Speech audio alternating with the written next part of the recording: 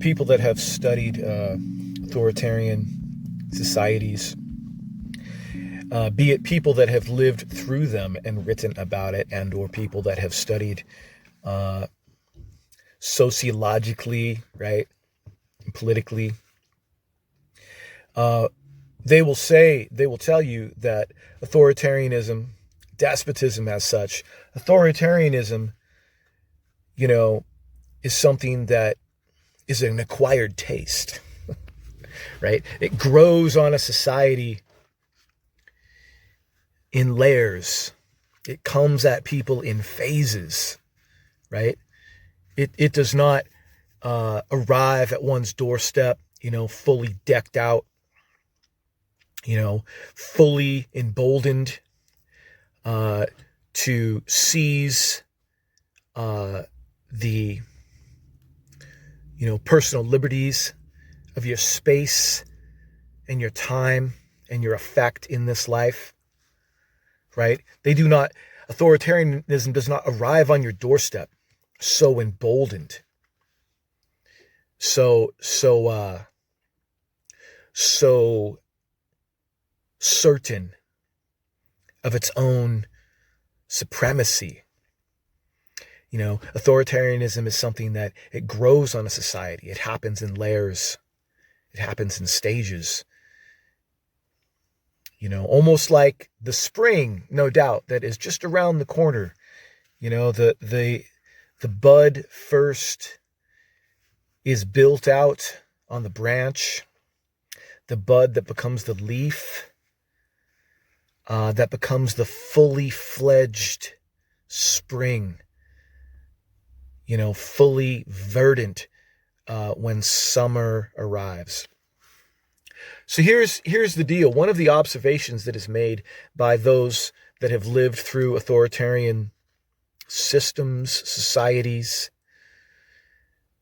and those people that have studied and written about it, one of the things that they point out is that one of the aspects, one of the characteristics of an authoritarian society is the atomization of the citizenry in their bonds, in their relationships to the community and to one another.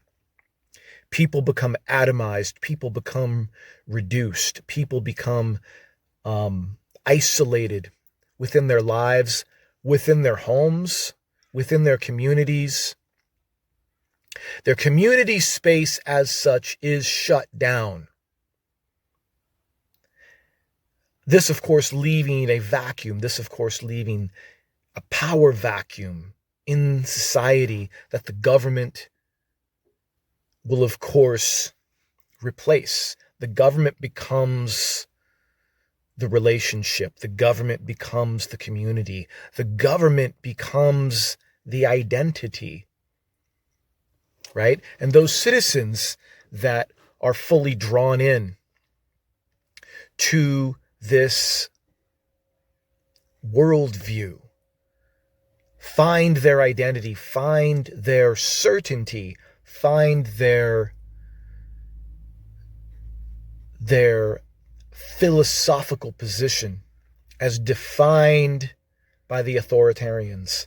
Because the authoritarians present themselves, right, as the designated driver for the evening, that we're all out on a binge, that society is all out on a bender for the weekend, and the government is the designated driver. And so, therefore, we defer. We defer to the government. And so the people, like I said, that fall headlong into this, right? They defer to the government because it would seem to be the responsible thing to do, because the government, they suppose, has our best interests in mind, right? Why would the government not have our best interests in mind? People may wonder, people may ask themselves. They cannot believe that it is possible that the government would not be responsible, would not make the best choices for us. And so people relinquish their freedoms. So people relinquish their individuality in this emergent, monolithic society where everyone sort of falls under the crown of one thought, one belief, one, if you will, one assessment of what is right. It's like receiving from a doctor, the doctor's gives you his take on what's wrong with you. And there's no need to go get a second opinion, right? There's no need to go get a second opinion because the authority has spoken. The authority knows what's best.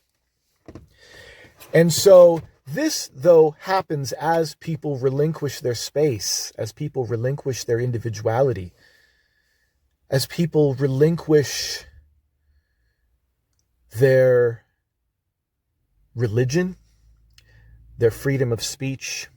There's no need for freedom of speech when the government is the designated driver, when the government is the responsible adult in the room. There's no need for the individual to matter, to be considered, right? And so this is one of the stages of an authoritarian society, is the atomization of the individual, the atomization of the community.